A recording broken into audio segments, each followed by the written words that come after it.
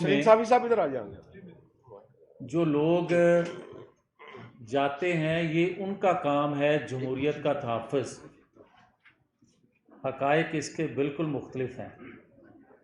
ہر وہ ادارہ جس میں ووٹنگ ہوتی ہے وہ اس سائڈ سے ہو، اس سائڈ سے ہو، اس سائڈ سے ہو، بلکہ حقیقت یہ ہے کہ سب سے زیادہ اس جمہوریت کا، اس آئین کا، اس قانون کا تحفظ اگر کوئی ادارہ کرتا ہے تو سب سے پہلے صحافی برادری اور اس کے بعد وکلا برادری اور پھر جا کے جمہوریت.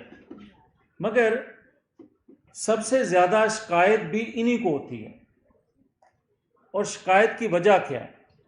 جس طرح کہ ابھی میرے بھائی افضل بٹ صاحب، ان کی مہربانی کہ انہوں نے وہ تذکرہ کر دیا کہ بطور ایک اسٹینڈنگ کمیٹی میں جو میرے پاس تھی، میں نے وہ نام یا وہ تفصیل میں جائے بغیر میں نے کوشش کی جس حد تک بھی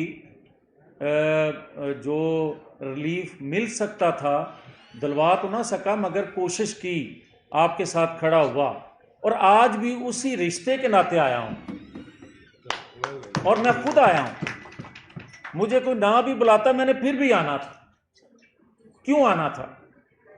بات یہ ہے کہ ہم سارے وہ اس سائڈ پہ ہیں، اس سائڈ پہ ہیں، ایک معاشرے کا حصہ ہیں.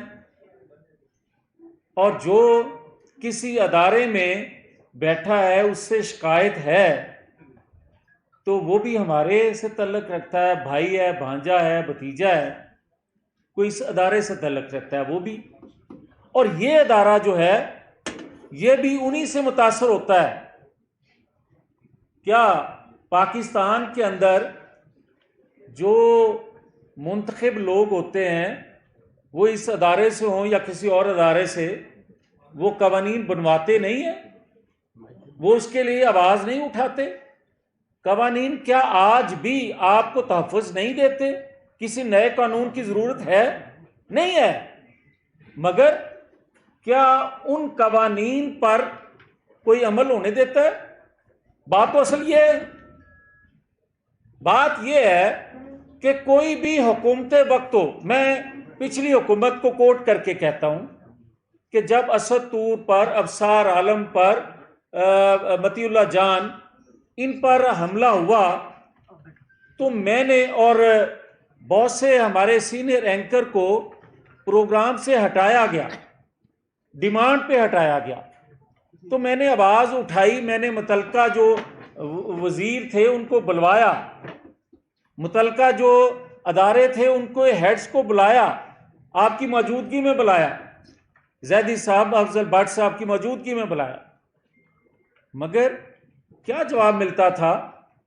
اور کیا اس وقت کے جو وزیر تھے جب کیمرے سے ہٹ کے بات کرتے تھے کیا کہتے تھے؟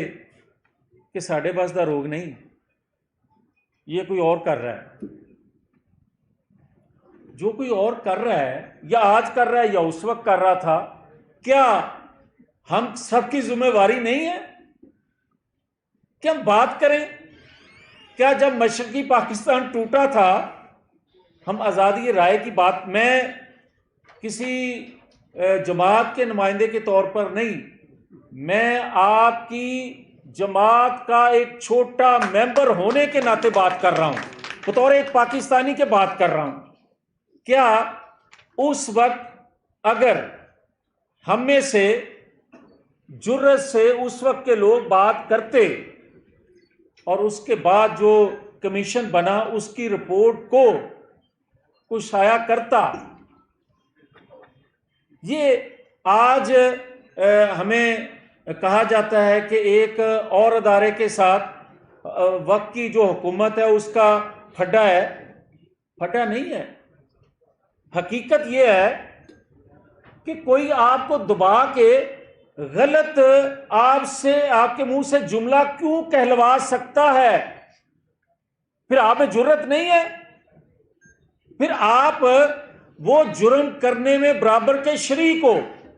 اگر کوئی غلط فیصلہ آپ کسی کے دباؤ میں ضمیر کے خلاف کرتے ہو، اور یا پھر آپ یہ کہیں کہ ہم جس منصب پہ تھے ہم نے اپنی اوتھ اپنی ذمہ داری پوری نہیں کی، وہ میں ہوں، آپ ہیں، کوئی اور ہے۔ میں کہنا یہ چاہتا ہوں کہ دیکھیں قوانین ہیں یہاں، میرے انتہائی قابل احترام محترم بھائی بہنیں صحافت سے اپنی ایک رائے رکھتے ہیں، مگر بڑی معذرت سے کیا جو آپ کے میڈیا ہاؤسز ہیں آج چند ایک کے علاوہ جتنی ہاؤسنگ سوسائٹیاں ہیں ان کے مالکان جو تھے انہوں نے خرید لیے، اور ان کی ترجیحات کیا ہوں گی؟ ان کی ترجیحات وہی ہوں گی جو نادیدہ قوتوں کی ہوں گی، جو ہدایت ملے گی وہ نہیں کریں گے جو صحافت، جو اصول آپ کو پڑھایا جاتا ہے، پڑھ کے آئے ہیں، جو آپ کا ضمیر کہتا ہے۔ مگر یہ بھی ایک حقیقت ہے کہ ہم تو برے صحیح، ہم میں سے بہت سے لوگوں سے غلطیاں سرزد ہوئیں، مگر کیا یہ حقیقت نہیں ہے کہ اس برادری میں سے بھی کوئی ضرورت ہے کسی سیاسی جماعت کے پلیٹ فارم پہ کھڑے ہو کر آپ ان کی زبان بولیں؟ کیا یہ مناسب ہے؟ آپ کے یا میرے لیے یہ مناسب نہیں۔ میں جو بھی اپنے نظریات رکھتا ہوں میں اپنے پلیٹ فارم سے اس کا اظہار کروں، مگر کسی کے سٹیج پہ چڑھ کے اگر کروں گا تو دوسرے کو تکلیف تو ہوگی، بھلے آپ سچ کہہ رہے ہوں، تکلیف ہوگی۔ اسی طرح میں پہلے عرض کر چکا ہوں کہ تمام اداروں میں بیٹھے لوگوں سے غلطیاں ہوتی ہیں، اگر کا لفظ بھی مناسب نہیں۔ ہمیں پاکستان کو چلانا ہے، آگے بڑھنا ہے، تو پچھلی غلطیوں سے سیکھ کر ایک ہو کے، اب متحمل نہیں ہے، اب گنجائش نہیں رہ گئی۔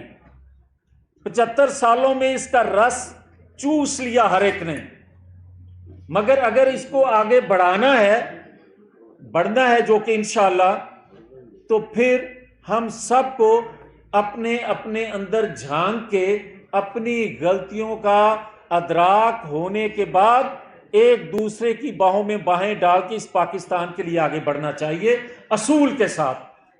تو باقی جو میرے نوجوان بزرگ زیدی صاحب نے جو کچھ کہا، ایک لفظ جو تھا، میں اس کا حامی بھی ہوں، میرے بھی اندر کے جذبات یہی ہیں اور یہی اصول ہے۔ یہ کسی بھی ادارے میں بیٹھا شخص ہو وہ پاکستانی کے طور پر یہی بات کرے گا، اسی سے ہم آگے بڑھ سکتے ہیں۔ بہت شکریہ، تھینک یو، السلام علیکم۔ ایک منٹ آپ کھڑے رہیں گے۔ ایک تو یہ ہے کہ کیونکہ پی ایف جے نے یہ مطالبہ کیا ہے وزیر اعظم پاکستان سے کہ وزیر اعظم پاکستان جو ہے وہ اقوام متحدہ کو لیٹر لکھیں ارشد شریف شہید کے قاتلوں کے حوالے سے، اور وہ ایک فیکٹ فائنڈنگ کمیشن بنائے یونائٹڈ نیشن۔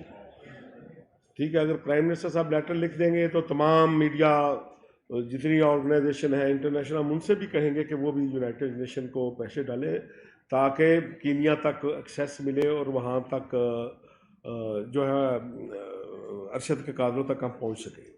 دوسرا ایک شکوہ چھوٹا سا، وہ بھی ذرا اگر پہنچا دیں گے۔ میں ویسے یہ ہم نے کبھی کیا نہیں ہے، آپ کو پتا ہے کہ نیشنل پریس کلب جو ہے وہ پریس فریڈم کا سب سے بڑا مرکز ہے۔